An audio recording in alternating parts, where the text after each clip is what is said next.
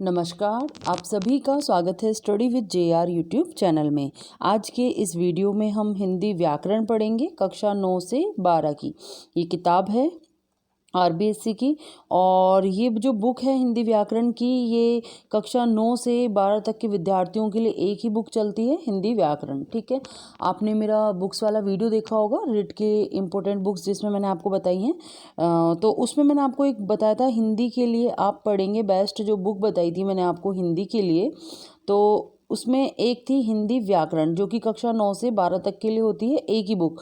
तो वो यही बुक है और इस बुक के अध्याय अब हम पढ़ना शुरू कर रहे हैं। और आपको पता ही है कि हमारे इस चैनल पर आरबीएससी की जो बुक्स हैं उनके जो भी अध्याय हैं उनको पढ़ाया जा रहा है। और एसएसटी के अध्याय हमारे चल रहे हैं, जो सब्जेक्ट है सामाजिक विज्ञान कक्षा 6 का जो सामाजिक विज्ञान की किताब है, इसके अध्याय पढ़ाए जा रहे हैं। और अब तक इसकी बात करें एसएसटी की, तो इसमें हमारे 16-17 चैप्टर हो चुके हैं। आपने नहीं देखे हैं ना, तो इसका लिंक आपको नीचे डिस्क्रिप्शन में मिल जाएगा। वहाँ पर बहुत सारे वीडियोस के मैंने लिंक दे रखे हैं, तो आप वहाँ से देख लीजिएगा। आपको इस बुक के भी मिल जाएंगे और भी कई लिंक्स हैं जो कि आपके एग्ज़ाम के लिए काफ़ी उपयोगी होंगे। ठीक है, तो अब से हम स्टार्ट कर रहे हैं हिंदी व्याकरण भी पढ़ना, क्योंकि यदि आप कोई भी गवर्नमेंट एग्ज़ाम की तैयारी कर रहे हैं और रिट की तैयारी कर रहे हैं, तो इसमें बहुत सारे टॉपिक्स ऐसे हैं। अगर आपके सिलेबस में हिंदी है तो आपको सारे टॉपिक आपके इसमें कवर हो जाएंगे। ठीक है, तो ये हिंदी व्याकरण एवं रचना प्रबोध इस नाम से ये किताब आती है। और देखिए इसमें क्या क्या सब विषय सूची देख लीजिए, कौन कौन से चैप्टर्स इसमें हम पढ़ने वाले हैं। अध्याय का नाम है, पहला है भाषा, जिसमें आप व्याकरण एवं लिपि का परिचय। तो ये आज मैं भाषा जो चैप्टर 1 है ना, भाषा, इसको ही पढ़ाऊँगी।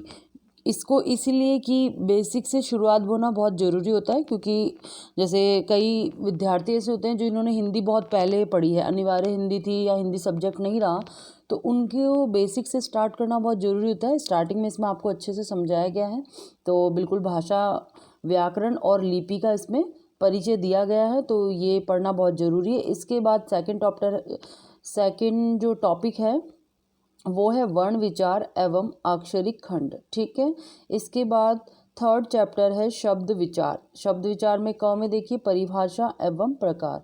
पहला है उत्पत्ति के आधार पर, इसमें तत्सम, तद्भव, देशज, विदेशी सारे शब्द हैं जो कि आपके रेट का आपने सिलेबस देखा होगा हिंदी का, तो उसमें भी ये सारी चीज़ें दे रखी हैं, टॉपिक्स दे रखे हैं।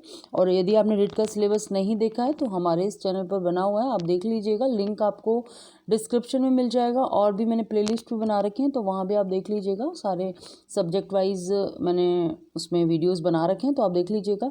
तो ये सारे जो टॉपिक्स हैं ये हम पढ़ने वाले हैं।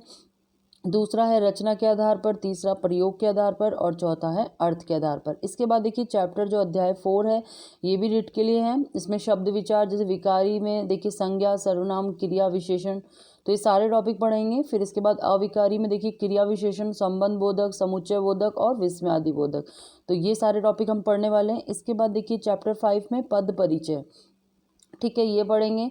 और छठा अध्याय है शब्द शक्तियाँ। इसके बाद देखिए 7वां, ये लगातार कंटिन्यू सारे टॉपिक्स हैं, ये सारे रिट के लिए इंपॉर्टेंट है। देखिए शब्द रूपांतरण, जैसे लिंग, वचन, कारक, काल, वाची, सब इंपॉर्टेंट है। इसके बाद संधि, संधि का अर्थ और प्रकार, समास, अर्थ और प्रकार, उपसर्ग, प्रत्यय, है ना, तो ये सारे आएंगे आपके रिट में हैं ये टॉपिक। वाक्य विचार आप देख लीजिएगा। तो ये सारे टॉपिक हमारे इस चैनल पर पढ़ाए जाएंगे और अध्याय वाइज पढ़ेंगे। जैसे हम पहले पढ़ रहे थे एसएसटी के, हम पढ़ रहे थे आरबीएससी की बुक के, तो बिल्कुल चैप्टर वाइज ही पढ़ेंगे। और चैप्टर लंबा होगा तो उसको हम भाग 1 भाग 2 में डिवाइड करके पढ़ लेंगे, है ना। इसके बाद देखिए ये है वाक्य विचार, अर्थ विचार, है ना, अध्याय 12। इसमें पर्याय, विलोम, वाक्यांश के लिए शब्द, समानार्थी, सारे आ जाएंगे।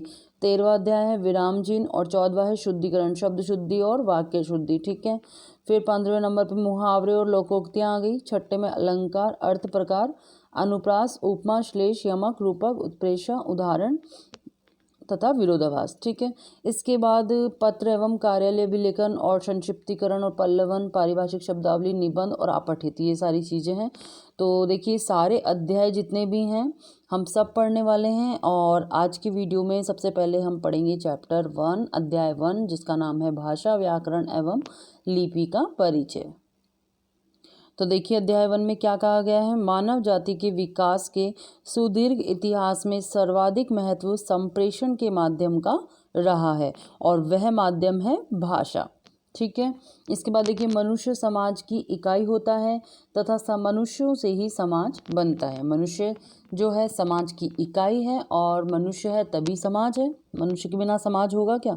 तो समाज की इकाई होने के कारण परस्पर विचार, भावना, संदेश, सूचना आदि को अभिव्यक्त करने के लिए मनुष्य भाषा का प्रयोग करता है। ठीक है, इसके बाद देखिए यह भाषा चाहे संकेत हो अथवा व्यक्ति व्यवस्थित ध्वनियों, शब्दों या वाक्यों में प्रयुक्त कोई मानक भाषा हो, भाषा के माध्यम से ही हम अपने भाव और विचार दूसरे व्यक्ति तक पहुंचाते हैं और दूसरे व्यक्ति के भाव व विचार जान पाते हैं। हमें कुछ भी बात समझनी है, कोई भी बात जाननी है, सामने वाला व्यक्ति क्या बात कर रहा है, क्या मतलब कहना चाह रहा है, वो सारी चीज़ें किसके माध्यम से पता चलती हैं, हमें भाषा के माध्यम से पता चलती हैं। भाषा ही वह साधन है जिससे हम अपना इतिहास, संस्कृति, संचित ज्ञान विज्ञान और अपनी महान परंपराओं को जान पाते हैं। भाषाओं के माध्यम से तो जाना हमने, अपने पिछला जो भी था इतिहास हम पढ़ते हैं तो ये हमने कैसे जाना, भाषा के माध्यम से। कुछ ना कुछ लिखा हुआ था हमें ना, तो इसीलिए हमें पता चला जो इतिहास के बारे में। इसके बाद देखिए संसार में संस्कृत, हिंदी, अंग्रेजी, बंगला, गुजराती, उर्दू, मराठी, तेलुगु, मलयालम, पंजाबी, उड़िया, जर्मन, फ्रेंच, इतावली और चीनी जैसी अनेक भाषाएं हैं। देखिए पूरे संसार में बहुत सारी भाषाएं हैं। भारत अनेक भाषा भाषी देश है और हमारे भारत में भी देखिए बहुत सारे भाषा बोलने वाले लोग हैं और अलग अलग भाषाओं वाले बोलने वाले राज्य हैं, है ना। अनेक बोली और भाषाओं से ही मिलकर भारत राष्ट्र बना है। संस्कृत हमारी सभी भाषाओं की सूत्र भाषा है। ठीक है, तो देखिए संस्कृत के बारे में क्या बताया गया है, संस्कृत हमारी सभी भारतीय भाषाओं की सूत्र भाषा है तथा वर्तमान में हिंदी हमारी राजभाषा है, यानी कि राज कार्य वाली भाषा कौन सी है, हिंदी है। ठीक है, अब देखिए इसमें बताया गया है भाषा के दो प्रकार होते हैं। भाषा के लैंग्वेज के दो प्रकार हैं, एक तो होती है मौखिक और एक होती है लिखित। ठीक है, मौखिक भाषा आपस में बातचीत के द्वारा, भाषणों, उद्बोधनों के द्वारा प्रयोग में लाई जाती है। जो मौखिक भाषा होती है ना, वो हम कौन सी भाषा है, जो हम बोल रहे हैं, है ना, वो मौखिक भाषा है। और लिखित भाषा लिपि के माध्यम से लिखकर प्रयोग में लाई जाती है। ठीक है, जैसे कि ये सब कुछ लिखा हुआ है, ये जितना भी सब कुछ लिखा है तो इसको हम पढ़ रहे हैं, है ना, तो ये क्या है, लिखा हुआ है, लिखकर अगर हमने पढ़ा तो ये लिखित भाषा है। ठीक है, यद्यपि भाषा भौतिक जीवन के पदार्थों तथा मनुष्यों के व्यवहार व चिंतन की अभिव्यक्ति के साधन के रूप में विकसित हुई है, जो हमेशा एक सी नहीं रहती, अपितु उसमें दूसरी बोलियों भाषाओं से, संपर्क भाषाओं से संबंध शब्दों का आदान प्रदान होता रहता है। इसके बाद देखिए जीवन के प्रति रागात्मक संबंध भाषा के माध्यम से ही उत्पन्न होता है। किसी सभ्य समाज का आधार उसकी विकसित भाषा को ही माना जाता है। इसके बाद देखिए हिंदी खड़ी बोली ने अपने शब्द भंडार का विकास दूसरी जनपदीय बोलियों, संस्कृत तथा अन्य समकालीन विदेशी भाषाओं के शब्द भंडार के मिश्रण से किया है, किंतु हिंदी के व्याकरण के विविध रूप अपने ही रहे हैं। हिंदी में अरबी, फारसी, अंग्रेजी और विदेशी भाषाओं के शब्द भी प्रयोग के आधार पर तथा व्यवहार के आधार पर आकर समाहित हो गए। अब आपने देखा होगा कि जो हिंदी भाषा है अब इसमें और भी शब्द ऐड हो गए हैं। पहले शुद्ध हिंदी पढ़ी जाती थी, अब इसमें अरबी, फारसी के, अंग्रेजी के कुछ शब्द और विदेशी भाषाओं के शब्द भी प्रयोग होने लग गए हैं, है ना। तो भाषा में यह परिवर्तन धीरे धीरे होता है और इन परिवर्तनों के कारण नई नई भाषाएं बनती रहती हैं। और देखिए क्या होता है कि जो भाषा है इनमें जो परिवर्तन आता है ये धीरे धीरे होता है। ऐसा नहीं कि अचानक से कल भाषा कुछ और थी और आज उसमें कुछ और ऐड हो गया, नहीं, ये धीरे धीरे होता है समय के साथ साथ। और इसमें क्या होता है, इस कारण, इन परिवर्तनों के कारण क्या होता है, इसमें नई नई भाषाएं बनती रहती हैं। इसी कारण संस्कृत, पाली, प्राकृत, अपभ्रंश आदि के क्रम में ही आज की हिंदी तथा राजस्थानी, गुजराती, पंजाबी, सिंधी, बंगला, उड़िया, असमिया, मराठी आदि अनेक भाषाओं का विकास हुआ है। ठीक है, तो ये देखिए भाषा के ऊपर ही चैप्टर है, तो भाषा के बारे में इसमें जोर दे रखा है। ठीक है, इसके बाद देखिए भाषा के भेद। भेद की बात करें, जब हम आपस में बातचीत करते हैं तो मौखिक भाषा का प्रयोग करते हैं, और पत्र लेख, पुस्तक, समाचार आदि में लिखित भाषा का प्रयोग करते हैं। विचारों का संग्रह भी हम लिखित भाषा में ही करते हैं। अब जैसे कि ये जो बताया रहे हैं हमें भाषा के भेद, भाषा और बोली, तो ये कौन सी भाषा है, ये लिखित भाषा है, क्योंकि इसको लिख कर दर्शाया गया है ना। और जैसे कि जो बोलते हैं, जैसे हम जो भी बातचीत कर रहे हैं, वो कौन सी भाषा हो गई, वो हो गई मौखिक भाषा। ठीक है, तो पहला हो गया मौखिक, दूसरी हो गई लिखित भाषा।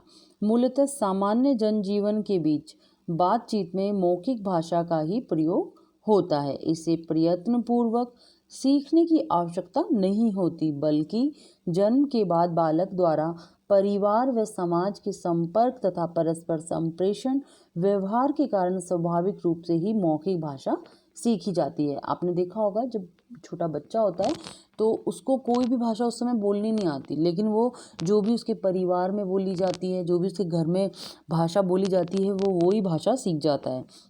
जैसे कि राजस्थानी के घर में अगर बच्चा है और घर वाले सारे राजस्थानी भाषा बोलते हैं, तो बच्चा ऑटोमेटिकली वो राजस्थानी भाषा सीख जाता है, उसे अलग से कुछ ज़रूरत नहीं पड़ती है। बस जो भी हमारे कहते हैं ना, घर में परिवार में जो भी भाषा यूज़ की जाती है वही बच्चा सीख जाता है ना।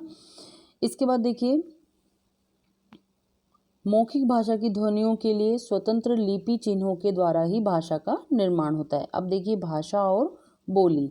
भाषा और बोली में देखिए एक सीमित क्षेत्र में बोले जाने वाले भाषा के स्थानीय रूप को बोली कहा जाता है। सीमित क्षेत्र, एक सीमित क्षेत्र में बोले जाने वाले भाषा के स्थानीय रूप को क्या कहा जाता है, बोली कहा जाता है, जिसे उपभाषा भी कहते हैं। एक तो होती है भाषा और एक होती है उपभाषा। ठीक है, तो जो उपभाषा है या बोली है वो एक सीमित क्षेत्र में बोली जाती है लोगों द्वारा, है ना, तो वो कहलाती है बोली या उपभाषा। कहा गया है कि कोस कोस पर पानी बदले 5 कोस पर बानी। मतलब ये कहा गया है कि कोस कोस पर तो क्या होता है, पानी बदल जाता है, और 5 कोस पर बानी यानी कि भाषा बदल जाती है। हर 5-7 मील पर बोली में बदलाव आ जाता है। भाषा का सीमित, अविकसित तथा आम बोलचाल वाला रूप बोली कहलाता है, जिसमें साहित्य रचना नहीं होती तथा जिसका व्याकरण नहीं होता है, वह शब्दकोश भी नहीं होता है। जबकि भाषा क्या होती है, विस्तृत क्षेत्र में बोली जाती है। भाषा क्या है, भाषा विस्तृत क्षेत्र में बोली जाती है, और जो उपभाषा है या बोली है वो क्या है, सीमित क्षेत्र में बोली जाती है। ठीक है, और भाषा का देखिए क्या होता है, भाषा का व्याकरण और शब्दकोश होता है। भाषा हम पढ़ सकते हैं, उसका प्रॉपर व्याकरण होगा, शब्दकोश होगा, है ना, और उसमें साहित्य लिखा जाता है। किसी बोली का संरक्षण तथा अन्य कारणों से यदि क्षेत्र विस्तृत होने लगता है तथा उसमें साहित्य लिखा जाने लगता है तो वह भाषा बनने लगती है, उसका व्याकरण निश्चित होने लगता है। ठीक है, तो भाषा बनने के लिए उसका व्याकरण निश्चित होना बहुत ही जरूरी है। इसके बाद देखिए हिंदी की बोलियाँ। हिंदी की बोलियाँ, हिंदी केवल खड़ी बोली का ही विकसित रूप नहीं है, बल्कि जिसमें अन्य बोलियां भी समाहित हैं, जिनमें खड़ी बोली भी शामिल है। ठीक है, ये निम्न प्रकार की हैं। देखिए पहला है पूर्वी हिंदी, इसमें अवधी, बघेली, छत्तीसगढ़ी शामिल है। किसमें, पूर्वी हिंदी में। ठीक है, इसके बाद देखिए दूसरा है पश्चिमी हिंदी, और पश्चिमी हिंदी में खड़ी बोली, ब्रज, बांगरू, हरियाणवी, बुंदेली और कन्नौजी शामिल है। ठीक है, इसके बाद देखिए बिहारी, तो बिहारी की प्रमुख बोलियां मगही, मैथिली, भोजपुरी है, और राजस्थानी की मेवाड़ी, मारवाड़ी, मेवाती, हाड़ौती बोलियां शामिल हैं। ठीक है, इसके बाद देखिए कुछ विद्वान मालवी, ढूंढाड़ी और बागड़ी को भी राजस्थानी की अलग बोलियां मानते हैं। अब 5वें नंबर पे है पहाड़ी की। तो पहाड़ी की देखिए गढ़वाली, कुमाऊनी और मंडियाली बोलियां हिंदी की बोलियां हैं। ठीक है, इन बोलियों के मेल से बनी हिंदी की 14 सितंबर 1949 को भारत की राजभाषा स्वीकार की गई। तो देखिए इन बोलियों के मेल से क्या हुआ, हिंदी को 14 सितंबर 1949 को 1949 को भारत की राजभाषा स्वीकार किया गया। तो ये डेट आप याद रखेंगे, एग्जाम में सीधा सीधा क्वेश्चन बन सकता है कि हिंदी को राजभाषा स्वीकार कब किया गया, तो 14 सितंबर को 1949 को। ठीक है, तो ये डेट आप याद रखेंगे। इसके बाद देखिए विभिन्न बोलियों के मेल से बनी हिंदी की भाषाई विविधता के कारण ही हिंदी के क्षेत्रीय उच्चारण में विविधता पाई जाती है। इसके बाद देखिए नेक्स्ट टॉपिक है हिंदी भाषा और व्याकरण। तो देखिए हिंदी व्याकरण ही हिंदी भाषा को शुद्ध रूप से लिखने और बोलने संबंधी नियमों की जानकारी देने वाला शास्त्र है। देखिए हिंदी व्याकरण हिंदी भाषा को शुद्ध रूप से लिखने और बोलने संबंधी नियमों की जानकारी देने वाला क्या है, शास्त्र है। कौन, हिंदी व्याकरण। हिंदी व्याकरण के बिना हम शुद्ध लिख पाएंगे क्या, हिंदी को नहीं लिख पाएंगे। किसी भी भाषा को जानने के लिए उसके व्याकरण को जानना बहुत आवश्यक होता है।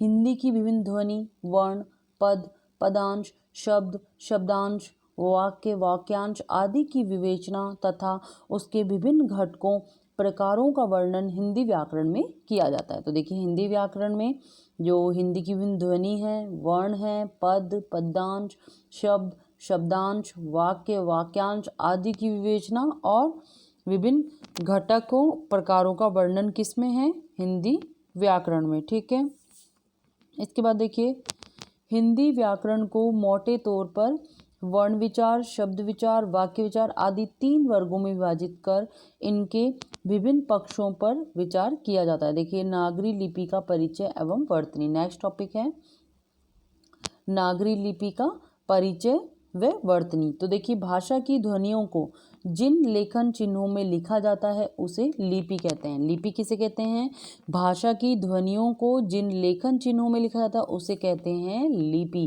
अर्थात किसी भी भाषा की मौखिक ध्वनि को लिखकर व्यक्त करने के लिए जिन वर्तनी चिन्हों का प्रयोग किया जाता है वह लिपि कहलाता है। संस्कृत, हिंदी, मराठी, कोंकणी यानी गोवा, नेपाली और आदि भाषाओं की लिपि देवनागरी है। तो देखिए कई बार लिपियों से संबंधित भी क्वेश्चन बनते हैं एग्जाम में, कि जैसे कि पूछ लिया जाए कि हिंदी की लिपि क्या है, तो देवनागरी है। संस्कृत की देवनागरी है, तो आपको पता होगा तभी आप आंसर कर पाएंगे। तो देखिए संस्कृत, हिंदी, मराठी, कोंकणी और नेपाली इन सब भाषाओं की लिपि क्या है, देवनागरी लिपि है। ठीक है, इसी प्रकार अंग्रेजी की क्या है, अंग्रेजी की रोमन है, पंजाबी की गुरुमुखी है और उर्दू की लिपि फारसी है। ठीक है, ये आप याद रखेंगे, लिपि से संबंधित क्वेश्चन है। संस्कृत, हिंदी, मराठी, कोंकणी, नेपाली इनकी लिपि क्या है, देवनागरी लिपि है। और अंग्रेजी की क्या है, रोमन, और पंजाबी की है गुरुमुखी और उर्दू की लिपि है फारसी। ठीक है, इसके बाद देखिए भारत सरकार के अधीन केंद्रीय हिंदी निदेशालय ने अनेक भाषाविदों, पत्रकारों, हिंदी सेवा संस्थाओं तथा विभिन्न मंत्रालयों के प्रतिनिधियों के सहयोग से हिंदी की वर्तनी का देवनागरी में एक मानक स्वरूप तैयार किया है जो सभी हिंदी प्रयोक्ताओं के लिए समान रूप से मान्य है। ठीक है, अब देखिए देवनागरी लिपि का निर्धारित मानक रूप। इसमें देखिए स्वर है अ, आ, ई, उ, री, ए, ऐ, ओ, औ। ठीक है, ये तो हो गए स्वर। मात्राएं देख लीजिए, अ की कोई मात्रा नहीं होती, ये जो अ से अनार बनता है इसकी कोई मात्रा नहीं होती। जैसे आ से आम होता है ना, इसकी तो मात्रा होती है, कौन सी, ये वाली। ठीक है, लेकिन अ की कोई मात्रा नहीं होती है। और बाकी देखिए आ की मात्रा किस तरीके से बनेगी, आ की मात्रा बनेगी इस तरीके से। फिर देखिए छोटी की मात्रा ये वाली है, बड़ी की मात्रा ये वाली है ना। इसके बाद छोटा ऊ ये वाली मात्रा, बड़ा ऊ ये वाली, है ना। फिर री से ऋषि की ये वाली बनती है ना। इसके बाद ए से एडी वाली की देखिए ऐसे बनती है। और आई से एनक वाला जो मात्रा है वो इस तरीके से लगती है, देखिए ये और ये दो ठीक है। फिर इसके बाद आता है ओ से औरत वाला, देखिए ये जो इसकी मात्रा है ना ये वाली बनेगी, ठीक है। इसके बाद देखिए औ से औरत वाली जो मात्रा है वो इस तरीके से लगती है, ये देखिए, ठीक है। तो ये सारी मात्राएं हो गई, स्वर की मात्राएं हो गई। और स्वर की तो कोई मात्रा होती ही नहीं है, आ की ये वाली, छोटी ई की ये वाली और बड़ी ई की ये वाली मात्रा है। छोटे ऊ की इस तरफ से बनेगी और बड़े ऊ की ये है। और री से ऋषि की हो गई, ए से एडी की, आई से ऐनक, इसके बाद ओ से ओखली और औ से औरत, ये वाली मात्रा हो गई, ठीक है। इसके बाद देखिए अनुस्वार, अनुस्वार ये होती है अंग से अंगूर, इसकी इस तरीके से बनती है, ये एक बिंदी बन जाती है ना। तो ये हो गया अंग से अंगूर। जैसे कि एग्जाम्पल दे रखा है अंश, अंदेशा, संपदा, हंस, तो इसमें कौन किसकी मात्रा है, अंग की मात्रा है, ठीक है। इसके बाद देखिए अनुनासिक, ये जो चंद्र बिंदु है ना इसे कहा जाता है अनुनासिक चंद्र बिंदु। जैसे कि शब्द देखिए हंसना, ये क्या लगा हुआ है इसमें, चंद्र बिंदु, धुआं चंद्र बिंदु, चांद इसमें देखिए चंद्र बिंदु, ठीक है। इसके बाद देखिए विसर्ग, विसर्ग किसे कहते हैं, ये वाली जो ये होता है ना ये कहलाता है विसर्ग। ये होता है, हम बोलते हैं ना अह खाली, तो ये विसर्ग ही होता है, लास्ट में अ के बाद विसर्ग लगा जाता है, ये होता है अह, ठीक है। जैसे अधगति, दुख, मन स्थिति, तो इसमें साउंड आता है इस तरीके से अह, है ना। जैसे कि एक शब्द है प्रात, ठीक है। अब इसमें विसर्ग लगा दिया हमने, है ना, तो क्या बोलेंगे इसे, प्रातः, ये साउंड आएगा प्रातः, ठीक है। इसके बाद देखिए व्यंजन, व्यंजन क ख ग घ ण, च छ ज झ ण, ट ठ ड ढ न, फिर देखिए त थ द ध न, प फ ब भ म, य र ल व श स ह, ठीक है। ये हो गए व्यंजन। इसके बाद देखिए जो व्यंजन आता है वो होते हैं संयुक्त व्यंजन, यानी कि वो व्यंजन दो वर्ण से मिलकर बने हुए होते हैं, संयुक्त व्यंजन होते हैं। जैसे कि ये संयुक्त व्यंजन कौन सा है, एक तो ये क्षत्रिय वाला श, और त्र से त्रिशूल वाला, और ज्ञ से ज्ञानी, और ये की हो गया, ये हो गया श्र, श्र से श्रम वाला श्र, ठीक है। फिर इसके बाद देखिए हल चिन्ह, ये होता है हलंत वाला। जैसे कोई भी वर्ण जब अधूरा होता है, जैसे क से कबूतर है, ये पूरा है। अब इसमें से जब हम अ को निकाल देंगे तो यहाँ पर हलंत लग जाएगा, ठीक है, यानी कि आधा क, है ना। कोई भी व्यंजन इसमें देखिए साउंड आ रहा है ना क, यानी कि इसमें कौन सा स्वर है, अ स्वर है, क, है ना। तो इसको जब हम स्वर को अलग कर देते हैं ना व्यंजन से, तो व्यंजन के नीचे लग जाता है हलंत, ठीक है, इस तरीके से। इट मीन्स ये आधा आधा है ना। जैसे देखिए प्रहलाद, पट्टा, अपराहन, है ना, तो ये आधे हैं, यानी कि इसमें देखिए ये जो ह के नीचे हलंत लगाना, इट मीन्स ये ह आधा है ना। इसके बाद देखिए ग्रहित स्वर, जैसे कि अ, अब ये देखिए एक तो हो गया, हम जैसे लिखते हैं ना डॉक्टर, है ना, तो ये चंद्र बिंदु नहीं लगाया जाता इसमें, है ना, ये वाला इस तरीके से लगता है ये। और इसके बाद देखिए क ख ग ज फ, आपने देखा होगा कि उसके नीचे बिंदी लगा देते हैं एक व्यंजन के नीचे, है ना। जैसे क के नीचे भी बिंदी लगा दी यहाँ पे, है ना। जैसे ख से कुछ भी व्यंजन बनाया उसके नीचे यहाँ पे बिंदी लगा देते हैं इस तरीके से। तो ये हो गए ग्रहित स्वर, ठीक है। अंग्रेजी भाषा से ग्रहित ध्वनि ये वाली आ गई, जैसे डॉक्टर, कॉटेज, कॉलेज, है ना। और फारसी से ग्रहित ध्वनियाँ, जैसे फारसी से ग्रहित ध्वनियाँ आती हैं जो उसमें उसके नीचे जो फारसी से लिए जाते हैं जो शब्द, उनमें आती है इस तरीके के, देखिए जैसे गरीब, गजल, फन, कौम, अब इसमें बिंदी लगा दी जाती है व्यंजन के नीचे, ठीक है। अब देखिए पुण्य याद रखने योग्य, ये हो गया है टॉपिक अध्याय 1 पूरा। अब एक बार रिमाइंडर देख लीजिए, हम अपनी बात एक दूसरे को भाषा के माध्यम से ही कहते हैं, ठीक है। भाषा के 2 रूप कौन कौन से, मौखिक और लिखित। मौखिक भाषा को लिखने के लिए जिन लेखन चिन्हों का प्रयोग किया जाता है उसे क्या कहा जाता है, उसे कहा जाता है लिपि, ठीक है। इसके बाद देखिए भाषा के सीमित क्षेत्र में बोले जाने वाले स्थानीय रूप को क्या कहते हैं, बोली या उपभाषा कहते हैं। इसके बाद देखिए हिंदी की 18 से 22 बोलियां 5 वर्गों में विभाजित की गई हैं, पश्चिमी हिंदी, पूर्वी हिंदी, राजस्थानी, बिहारी, पहाड़ी, ठीक है। इसके बाद देखिए भाषा को शुद्ध लिखने व बोलने संबंधी जानकारी देने वाला शास्त्र को क्या कहते हैं, व्याकरण कहते हैं। और हिंदी भाषा की लिपि कैसी है, देवनागरी लिपि है, ठीक है, ये आप याद रखेंगे। इसके बाद देखिए ये जो अभ्यास प्रश्न है इसमें ऑब्जेक्टिव टाइप दे रखे हैं और जो कि आपके एग्जाम में ऑब्जेक्टिव टाइप भी क्वेश्चन आते हैं, तो एक बार इनको भी देख लेते हैं। निम्नलिखित में से राजस्थानी की बोली नहीं है। मैंने आपको राजस्थानी की बोलियां बताई थी, मेवाती, अवधी, मारवाड़ी या मेवाती या अवधी। तो कौन सा नहीं है, इसका हो जाएगा राइट आंसर ऑप्शन स। ठीक है, ये राजस्थानी की बोली नहीं है, बाकी मेवाड़ी, मेवाती, मारवाड़ी तो है। इसके बाद देखिए दूसरे नंबर पे, सीमित क्षेत्र में बोली जाने वाली भाषा के स्थानीय रूप को कहते हैं। सीमित क्षेत्र में बोली जाने वाली भाषा के स्थानीय रूप को क्या कहेंगे?